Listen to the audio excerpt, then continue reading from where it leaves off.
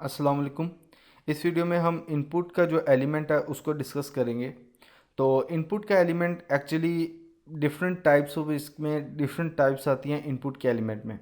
तो हम हर एक को डिस्कस करेंगे और उन टाइप्स के अगेंस्ट, उस फील्ड के अगेंस्ट हम अपने एट्रीब्यूट भी देखेंगे कि हमें कौन कौन से एट्रीब्यूट यूज़ होते हैं। सबसे पहले मैं यहाँ पर अगर इनपुट लूँ, जस्ट इनपुट, यहाँ पर मैं लिखता हूँ इनपुट, और ये उसके बाद आपने लिखना है टाइप। और यहाँ पर सबसे पहले मैं इसकी इनपुट की फ़र्स्ट टाइप देखूँगा जो कि है टेक्स्ट, और इसका क्लोजिंग टैग नहीं होता, अपने ओपनिंग टैग में ये क्लोज हो जाता है। तो ये मैंने टेक्स्ट लिखा और यहाँ पर जब मैं आऊँगा तो आप देखेंगे ये एक टेक्स्ट फील्ड मेरे पास आ गई। अब इसी टेक्स्ट के अगेंस्ट हम कुछ इसके एट्रीब्यूट्स देखेंगे।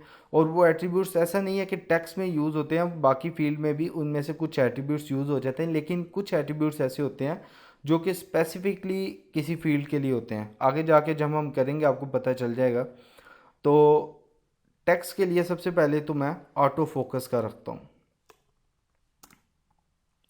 ऑटो फोकस, ऑटो फोकस किया। जब मैं यहाँ पर आऊँगा तो आप देखेंगे ये फोकस हो गया, ये ब्लू सी लाइन आ गई है। ठीक है, ऑटो फोकस का बस इतना ही काम है। ऑटो फोकस को मैं रिमूव कर देता हूँ ताकि लेंथी ना हो जाए। उसके बाद जो हमारा नेक्स्ट वन है वो है प्लेस होल्डर। प्लेस होल्डर, ठीक है। अब प्लेस होल्डर में मैं बताना चाहता हूँ यूज़र को कि एंटर योर नेम। ठीक है, मैंने उसको बताया कि आपको इस फील्ड में क्या चाहिए हमें।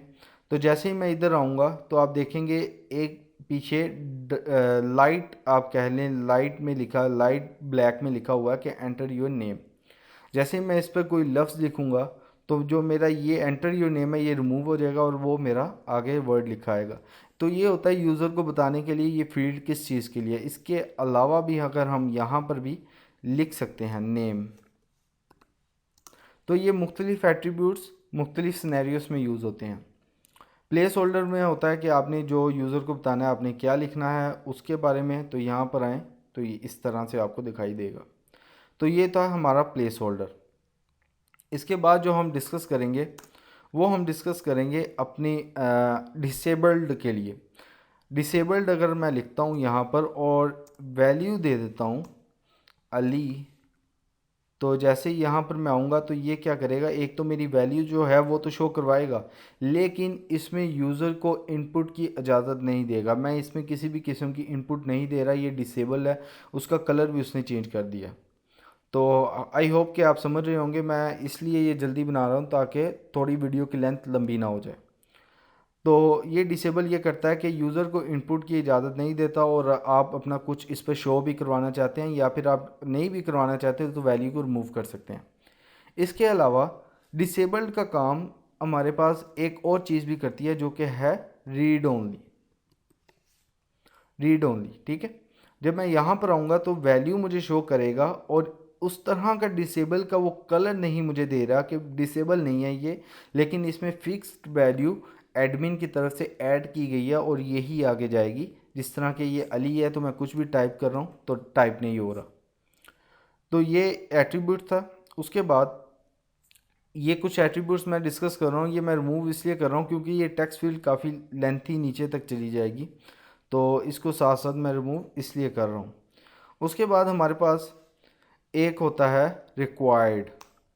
रिक्वायर्ड का मतलब ये होता है कि आपने ये फील्ड फिल करनी ही करनी है, इसके अलावा आप आगे नहीं जा सकते।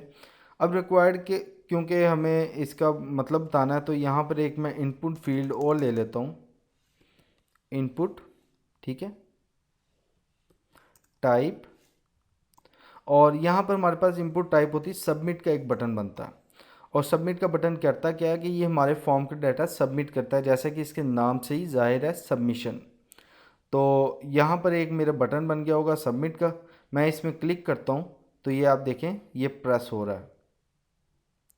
तो सबमिट का बटन इसमें हो गया। अगर मैं यहाँ पर एक्शन अपना पेज लिखूँगा तो ये क्या करेगा कि ये जो मैंने रिक्वायर्ड की फील्ड लिखी हुई है यहाँ पर रिक्वायर्ड, तो ये क्या करेगा, जब तक मैं इसको फिल नहीं करूँगा ये आगे आगे मेरा सबमिट फॉर्म नहीं होगा। ये मेरा सबमिट फॉर्म नहीं होगा। क्यों? अब यहाँ पर सबमिट के बटन को यूज़ करने के लिए हमें यहाँ पर कोई पेज डिफ़ाइन करना होगा कि वो एक्शन किस पेज पर ले, ठीक है।